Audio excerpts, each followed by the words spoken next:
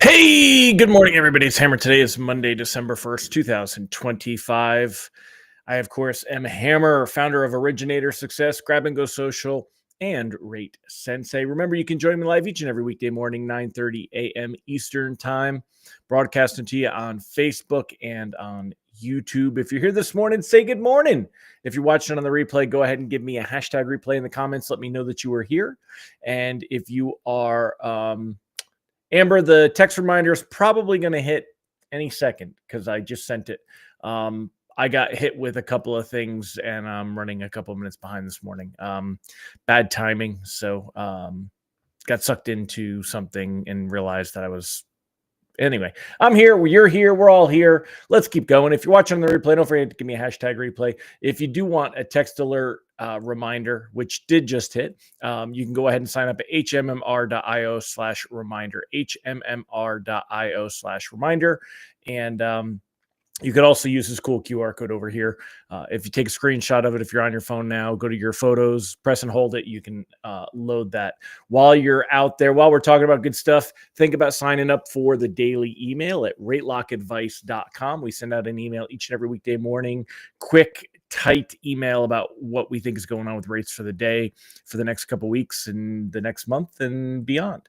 Also, you can sign up for our text alerts. You don't have to spend a lot of money to protect your pipeline. $7 a month. We send out a morning text, an afternoon text, and alerts when we think there is risks of reprice. So those are very good to sign up for at ratetextalerts.com.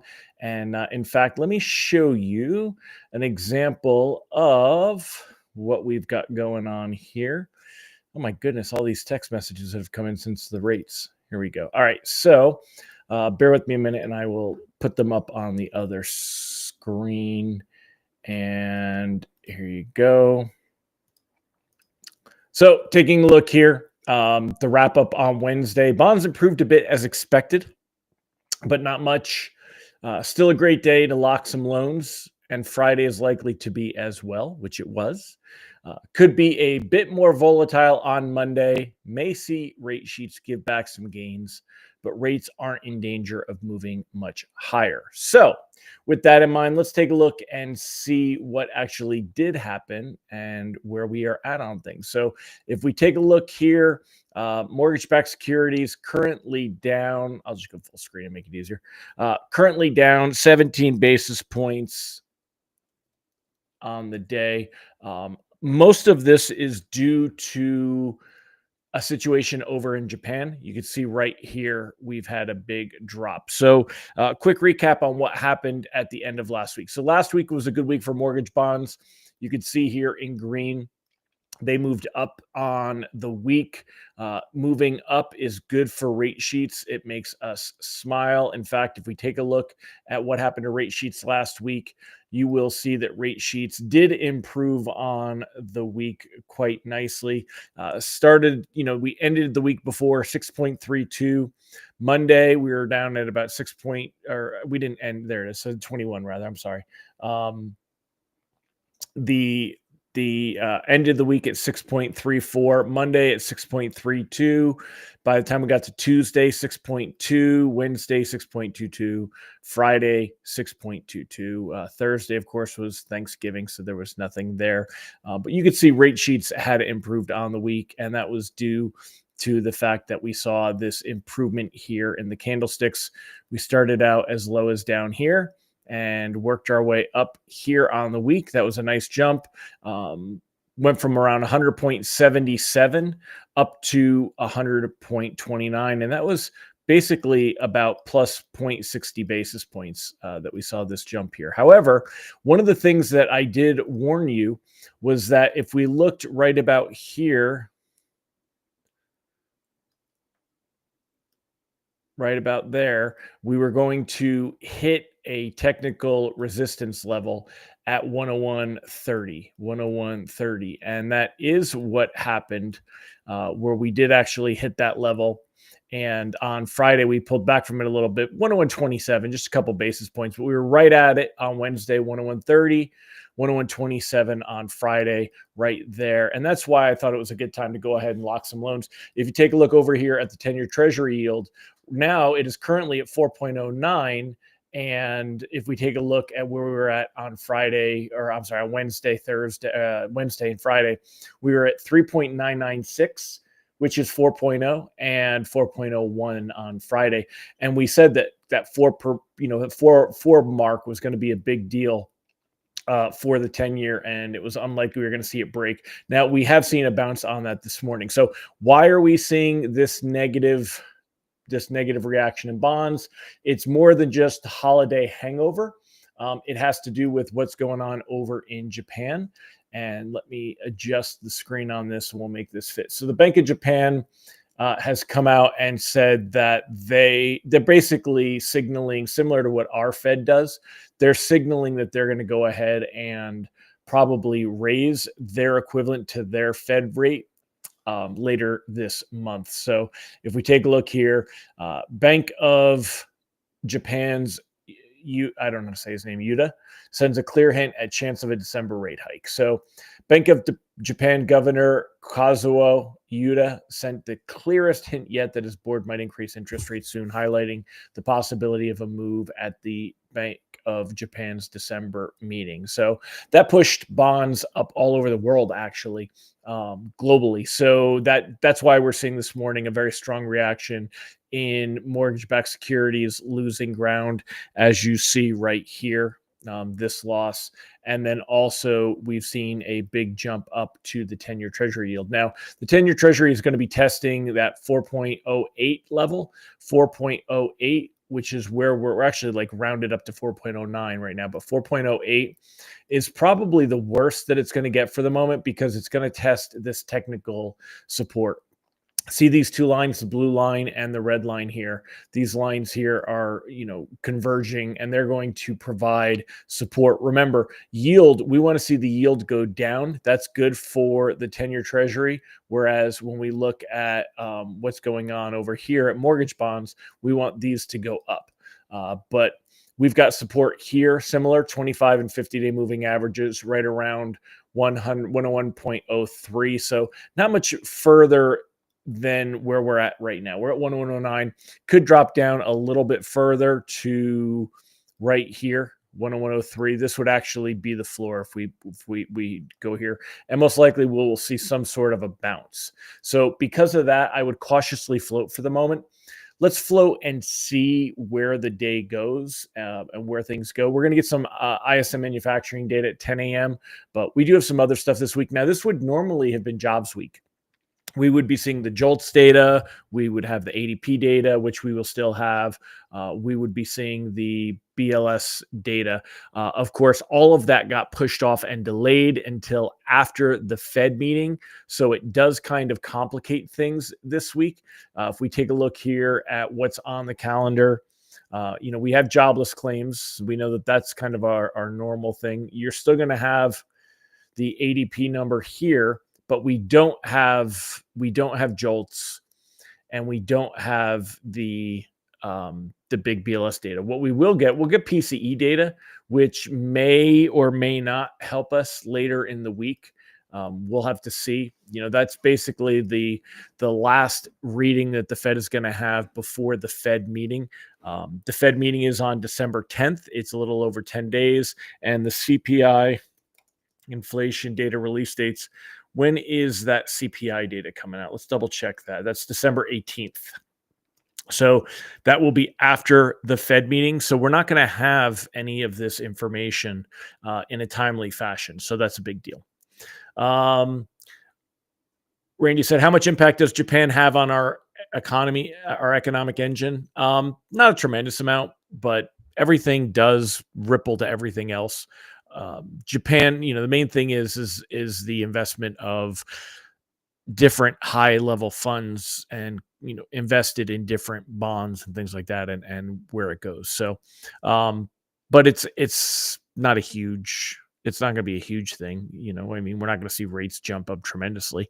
Another other big news today: Trump says that he has decided who he wants to lead the Fed Reserve. Remember, of course, that he needs to have that pick approved by the Senate, but I'm sure that it will be.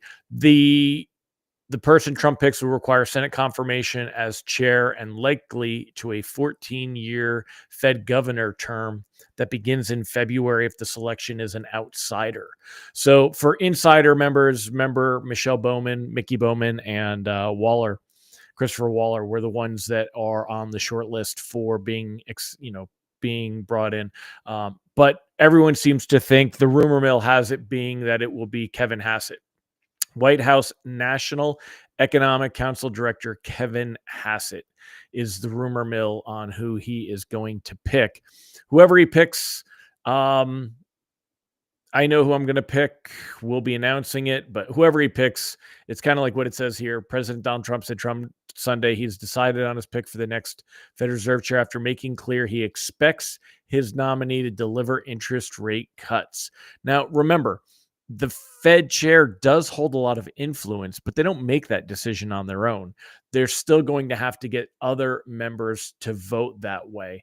And, there's we'll have to see. This is an interesting take from the Wall Street Journal on where the Fed members stand on a December rate cut. So the ones that favor a cut: Christopher Waller, who's on the short list for the next Fed president. John Williams. Remember, this is what helped bonds to improve last week. It drove the expectation of a cut back up to almost, look at this, we're up almost 90% again for expectation. That's what this column is, for a Fed rate cut. So that's what really helped bonds to improve last week and kind of sent us there. Of course, Stephen Moran, he is a shill. He's just a plant, and he won't be there probably. That you pass the, whoever is going to get that position will need to take that governor position. So he filled in until the beginning of next year, but that's it. And he'll probably be out of here. And then Mickey Bowman. And again, what's crazy is that Mickey Bowman was one of the most hawkish members, and now she's very dovish. And I think that has to do with playing ball with Trump and trying to get that position. I wonder if she'll get more hawkish if she does not get the position. And and if she'll go back to being more hawkish. Powell kind of playing the middle.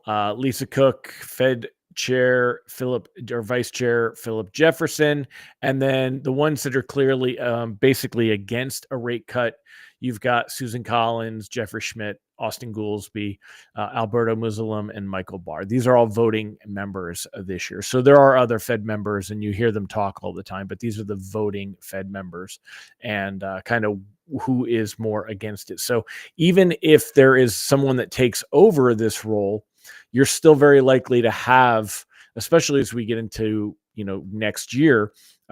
Remember, the Fed chair is Powell would technically still be a governor. I would assume he's going to go ahead and resign. And that means that there's another position that Trump will be able to bring somebody in on. And that could support his idea, but I don't know. Maybe Powell will throw a wrench in things and stay aboard. Wouldn't that be crazy?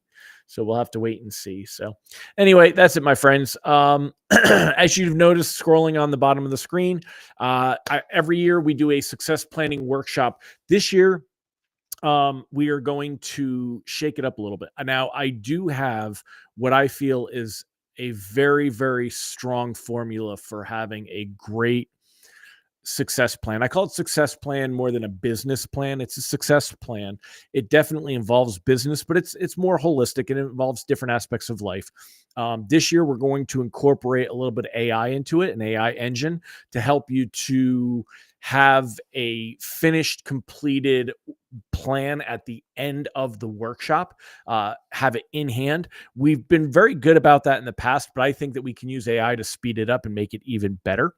So we're going to be working on doing what we call a GPT and having it walk you through that process as I'm walking you through the process and actually help fill this stuff in. So we're going to incorporate some AI into it this year, just to help kind of speed things up. It's not going to really do the work for you, but it's going to speed things up. And I'm also going to have a guest on. So save the date. I'm going to be giving you more details soon, but I have someone who in the industry that I respect tremendously going to hop on and help me this year. And we're also going to focus a lot on the strategies and tactics that you'll need to incorporate for 2026. I feel like in the past we've kind of gone through them, but I want to really make sure that we've got some super dialed in plans on making things work for 2026. I think it's going to be necessary this year. I don't think it's going to be an easy year, but I think it can be a lucrative year. So we're going to have that. Randy said, what are the future benefits of having been a Fed chair? That's a great question. I'd have to Google that. I don't know. I mean, obviously, he's got the ability to do other things in the administration, but him and Trump don't get along, so that's not going to happen. For little Yoda, old lady Yoda, I forgot. Someone help me. What was the previous? I have her picture in my brain, and I'm not remembering her name off the top of my head. But she reminds me of Yoda because she's like 4'3" and a little tiny thing. But she was she went on to be Treasury Secretary as well. So somebody give me the name. The workshop on the West Coast. It is 10 a.m. to 1 p.m. on the West Coast. For those of you West Coastians, it'll be a nice morning thing. It is on the 30th, so that is a day that we all know there will be very little business. It shouldn't interrupt anything. There shouldn't be any stuff. Ron said massive speaking fees. Yeah, that's what I was figuring too. So, he'll be able to go out there and present himself and demand a lot of money when he's speaking at different gigs, different organizational stuff. Yellen, thank you. Janet Yellen. I could not think of that one, Dave. I was having a brain fart. I could not think of her name. So yeah, thanks, Yell. So, by the way, how was your Thanksgiving? Let me know in the comments. Mine was fantastic. Thank you. We did a brined, deep fried turkey, and I'll tell you, it was moist. It's not like when we had turkey when I was a kid and it tasted like cardboard. If you do turkey right, my first favorite is smoked turkey. The second favorite is deep fried turkey. It really does. The skin is crisp, but the bird is hot. It's moist. The meat is evenly cooked. It's a great way to do a bird. And then we had ham and some different things. We went and saw some lights. My daughter and son-in-law, they live right next to a place called McAdenville, which is Christmas town, and it's super lit up. They'll start today technically, but we got in before the crowds right after Thanksgiving, and we're checking that out. So it was good stuff. Dude, she is like Yoda though. Come on. I mean, Brian Reed said Janet Yellen. Yeah, Brian, that was it. Yep. Holly Johnson too. So yeah, you guys got it. That's who I was talking about. But anyway, that's what we got. So it's going to be an interesting week. We do have some data, but again, we don't have the data that we would have had if this had been a full jobs data. We don't have JOLTS. We don't have BLS jobs data. This really should have been a big buildup into next week's Fed meeting. And instead we're kind of here now. We'll talk more as we get closer to the Fed meeting, but the thing to remember, markets are currently pricing in the idea that we're going to have a rate cut in December. And basically, that's about it. I mean, there's a 20% expectation for January that we would have another cut, but I don't think it's going to happen, and markets really don't either. So it's not likely that this meeting's going to be very helpful to rates. I think we're kind of, this is our happy place for rate sheets. I think this is about where we hold on. I have to shrink this like this. This is about where we are. I think we're going to see rates creep back up into the 6.3s, 6 3/8 area. Right now, you're at an eighth better at around 6 1/4. So these are good rates. We'll definitely want to consider locking those. But let's wait and see how the day goes. I mean, right now we're not seeing anything, all that great. If we don't see improvement today, I would consider locking. I really would. We'll start the day cautiously floating, but I would lean into locking. I think that these are still some of the better rate sheets. We'll see. I don't know that we're going to get a lot of support from this support level. Let me move this over a little bit so you guys can see what I'm kind of pointing at here. Hold on, I got to refresh the page so that I can there it is. So I don't know that we're going to see a lot of support here. That was weird. A lot of support there. Remember, we had this whole section that we were below that. So I think we very easily could end up back down here and test these levels. So it's a good time to lock in some loans. Keep that in mind. But make sure you save that date. Oh, you took some of your boys to Kansas pheasant hunting and they are hooked. That was awesome. Glad you had a good time. Everyone else, tell me what you did on Thanksgiving. I'm going to wrap it up for today and I'll see you tomorrow. Take care, everybody. Make it a great one. Bye-bye.